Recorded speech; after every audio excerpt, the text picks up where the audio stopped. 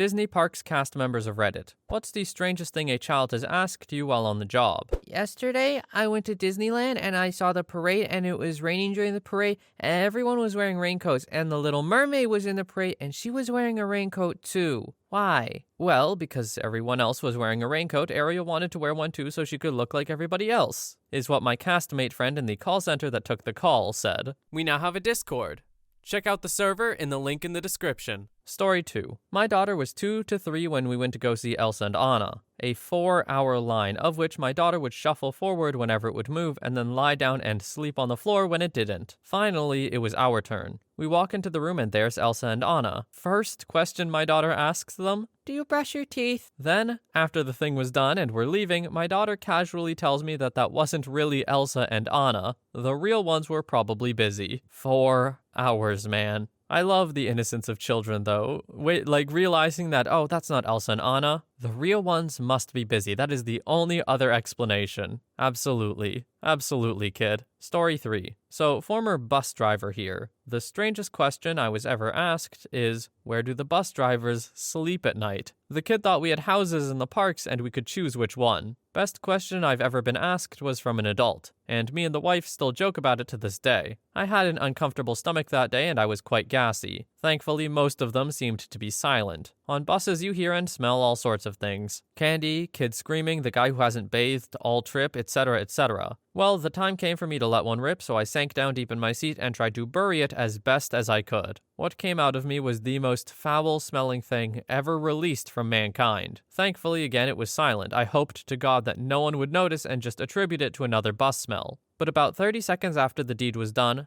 the gentleman standing at the front of the bus pushes his stroller aside. He leans forward and says, "Did you just crap yourself?" Hands down, funniest thing I've ever had happen while working there. Okay. OP, how did you misread Disney Parks this badly? Story 4. Others have already said it, but the adults are the ones who say the really crazy stuff. I'm sure there's a ton of stuff I'm forgetting and plenty of minor WTF moments, but one that sticks out in my mind was working at Splash Mountain. The ride broke down and we cast members spread out through the ride to go evacuate people. I get to my area to help, and there is a guy who is absolutely livid that it's not happening fast enough. He's trying to get out on his own, and I let him know that he needs to stay put and wait for the group. He was also in the heart of the ride building. That crap is like a maze. You find a door and walk out of it, and you find yourself in frickin' Timbuktu. Starting an evacuation takes maybe 10 minutes or so to get rolling. Maybe 20 if we've tried to just restart the ride first. Although usually we know right away if it's an evac. So it's a bit annoying, maybe at most. But you would think it was the end of the world for this guy. He's ranting and yelling, and I'm trying to calmly tell him to stay seated until we get to his log. We get the guests out of the logs behind him. Standard procedures to start with the back log in the section and work your way towards the first. And when we get to his log, he starts ranting about how he peed his pants in the meantime, gesturing a wet spot on his crotch. The guests in the log behind him, however, who are very visibly sick of this guy, leaned in and said, "He absolutely did not pee his pants. We saw him splash the water on himself to make it look like he did." The guy was such a jerk that strangers around him were selling him out. We did manage to finally get everyone out, and I absolutely did not give anything to him to placate him. But I would with any other guest had something gone wrong, other than the free fast pass that we had to give him because everyone gets one. Enjoy walking around the park with your wet crotch, jerk. Story 5. Let's see. 1. While during the post-parade exodus in a jam-packed store that only sold hats, "Where are your spoons?" 2. May I stand on the railing? 3. What do you mean I can't take my shirt off? 4. What time is the 3 o'clock parade? 5. Can you stop the parade so I can cross the street? Was the only time I grabbed guest as she was about to dart out in front of the giant parade float. 6. Which princess has the biggest chest? Edit. I keep getting asked this one, so here y'all go. A. Aurora had the biggest chest. B. Jasmine was a runner-up. C. Every Cinderella I met was a mean girl out of costume. D. Snow White seemed to be chain smokers. 7. I can't get out. How do I leave? 8. Am I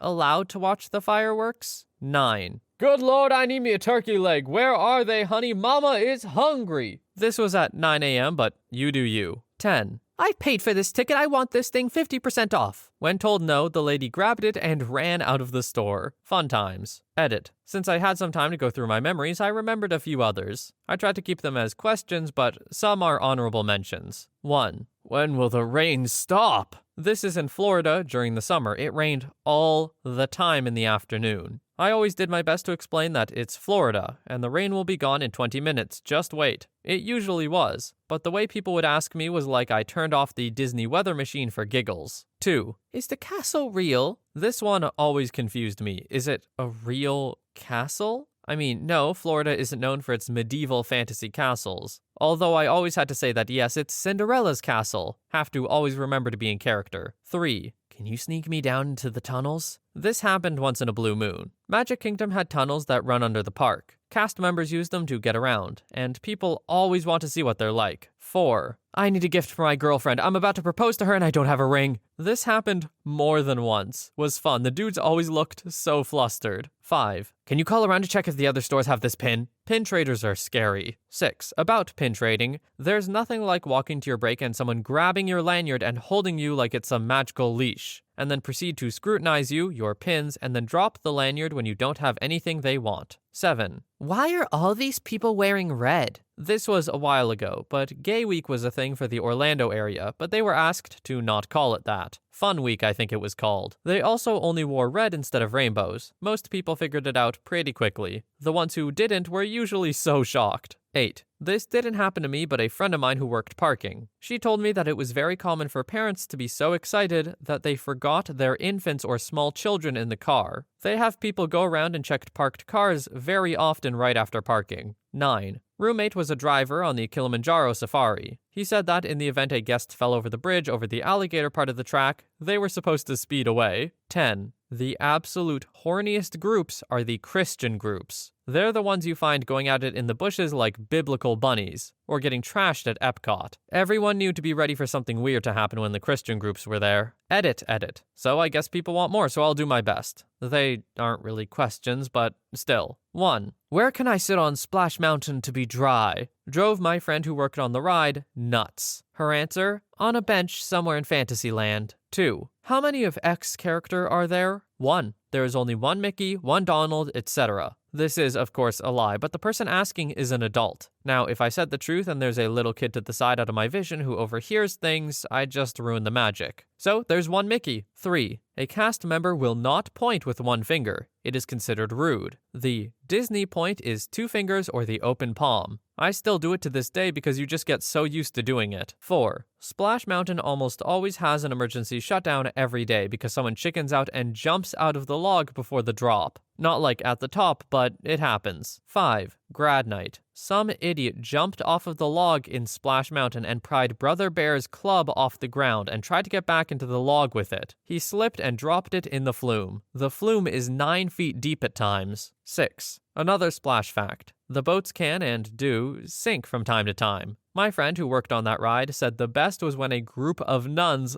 sank. She told me they just quietly helped each other out of the log and stood politely with their hands in front of them while they waited for a cast member. Story 7. When the fireworks go off, they don't allow any traffic to run near the launchers behind the park. There's always a fire truck. If you're trying to go home, you're going to get a weird angle of the fireworks until it's over. 8. Tinkerbells are insanely tiny women. Like 120 with the gear on tiny. They're really nice though. 9. There's a suite inside of the castle. You can't buy a night, it's generally given out as a magical moment. 10. The ducks at Magic Kingdom give 0 craps. They would always just wander into the stores, sometimes with ducklings. There's also cats behind Main Street. Story 6. I started 2 months ago and my job doesn't have much guest interaction. But I did have one kid who kept asking me where characters were. He asked me where Bugs Bunny and the rest of the Looney Tunes were. And I blew his mind when I told them they work at Six Flags with Batman and Superman, not at Disney. Story 7. The kids were always kind and the question they asked 98% of the time was, "Where's the bathroom?" The adults are the ones who forget to act like normal people. I had more than a handful of grown adults approach me while I was restocking stuff in the confectionery. They would point to the stuff in my hands I was actively putting up and, being 100% serious, ask me, "Is that free?" Worst, though, was on my first day working Main Street in MK. Rope drop had only just happened, and I already had a dad in my face demanding to know where the adult beverages were. Mind you, this was in 2017 when MK was still a dry park. When I informed him of that, he lost it on me, screaming questions at me like, "How am I supposed to deal with my kids all day?" Had I been off the clock, I would have responded with therapy. I will second the therapy suggestion. If you need alcohol to deal with your kids all day, that's an issue. Story 7. Once in Tokyo Disneyland, I asked a staff member, "How's your day been going?" He immediately went somewhere and brought a jar of pickles with him and gave it to me. I was confused, so I asked him. He told me it's a tradition in Disneyland that when someone asks you, "How's your day been going?" you give them a free jar of pickles. People who work in Disneyland, please confirm if it's true, because I never found it on the internet. This is either very Tokyo specific or you got pranked very strangely. Also, where did he go to get the pickles? Is there like a pickles storehouse that he went to?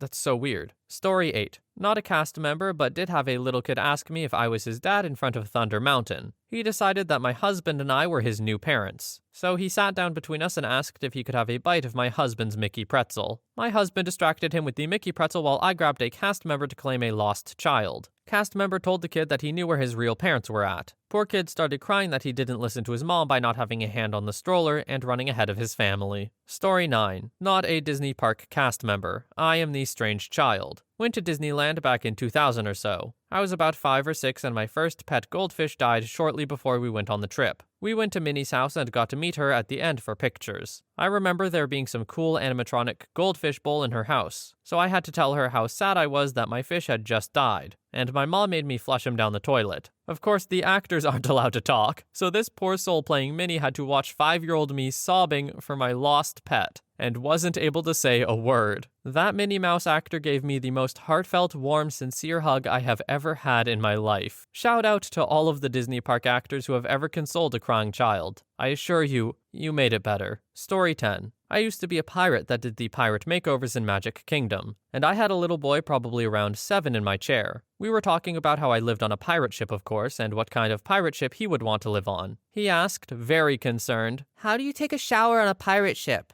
And I said, "We don't." Then my pirate coworker next to me came and smelled my armpit and confirmed that we absolutely don't. Then in return I smelled her armpit and let him know that she also hasn't showered. He didn't ask any more questions after that. A very valid question from the kid, I gotta say. He's like, yes, living on a pirate ship, what a wonderful dream. However, how do I shower? I would be putrid. And that's how he gave up his dream of sailing the 7 seas. Story 11. The morning Disney Channel actor Cameron Boyce passed away, us workers were all pretty somber about it. We had his movie merchandise all over and the movie songs playing, so we knew to treat the subject delicately. Within the first hour, some girl goes up to me and just says, "He died! You know how he died?" I tried to brush her away, but I ended up being told/asked about his passing by 4 or 5 kids that uncomfortable morning. Story 12. I work in DHS, Hollywood Studios in Walt Disney World, and I've heard some pretty weird ones. I won't say the name of my store, but if you know WDW, you'll be able to guess pretty easily. When building lightsabers, I've had multiple younger kids ask me very genuinely questions about how I think their lightsaber will look in battle, or how much destruction they're going to cause. It's usually pretty lighthearted and funny, but once I had the sweetest little girl come through my lightsaber station, and at the very end when we'd finished her saber,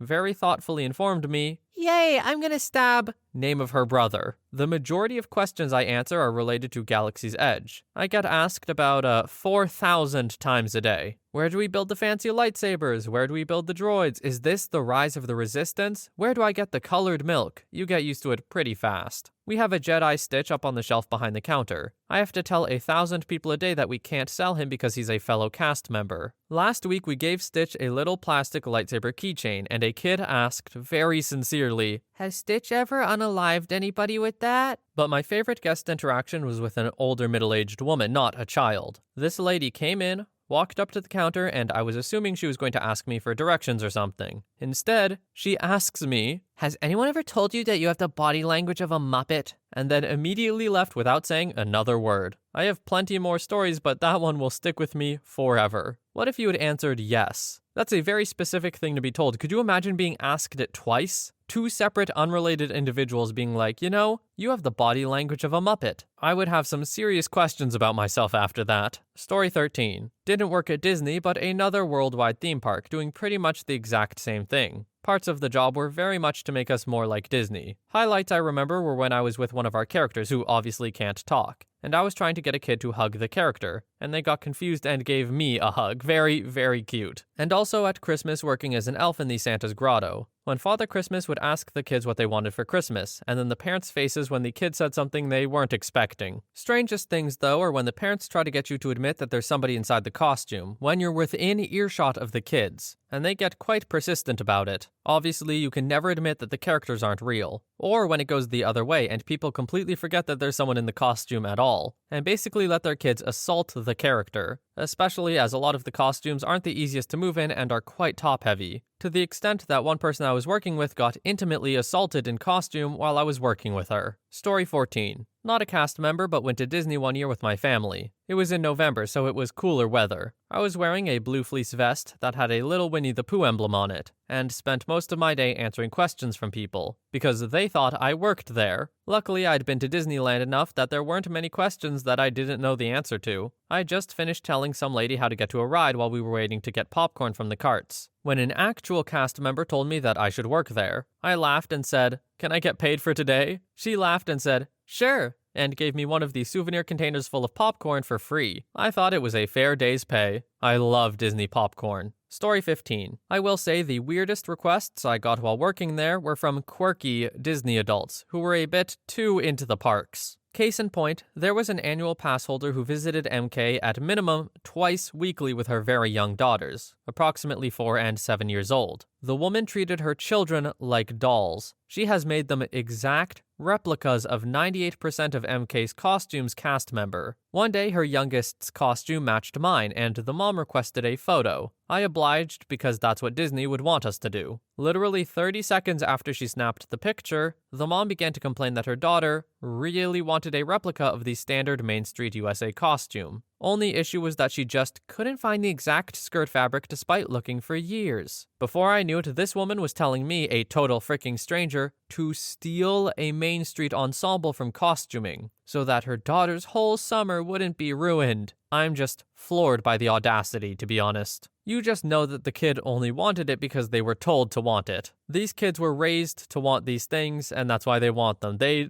did not decide this for themselves. Those poor kids. Story 16. I worked for Disney Cruise Line, and one time a little girl walked up with her parents after a presentation on the making of the ship, and she asked me, "How does the ship float?" I had no idea how to explain it in kid terms to her. To be honest, I don't know how to answer it at all. I basically just said it had to do with buoyancy, and she should ask the captain next time she sees him. But yeah, usually it was the grown-ups that were asking the stupid questions. I've got plenty more of those than the kid ones, even though my time at WDW and DCL was mostly spent working with kids. Story 17. Not weird, but definitely required some quick thinking. Sweet kid lost their autograph book at the end of their trip, and they were distraught. So I worked some magic and got them an autograph book absolutely packed with autographs. Princesses, villains, Fab Five, random movie characters. After I give this kid the autograph book, they profusely thank and hug me, and then promptly asked how I got so many autographs from characters they never saw in the park. After I recovered from my brain freeze, I explained that the characters who aren't in the park make their keep working behind the scenes in the resorts. Parents always asked the truly weird or confusing questions. I had two favorites from my time working in resorts. First was a woman who was looking at a picture of the stage for Cirque du Soleil, a raised stage that thrusts into the audience, just a basic wooden stage. She asked me, "So, are there any acrobatics, or is it all on ice?" Second was the man who asked me at 10 p.m. as I was collecting some paperwork to leave. Dude cut the line and just walked up to me rustling through papers. "Is tomorrow a good day to go to the Kennedy Space Center?" What really threw me about that interaction was, when I explained that I had no clue as I had no computer to check the weather or anything, he rolled his eyes, said, "Of course you don't," and stalked off.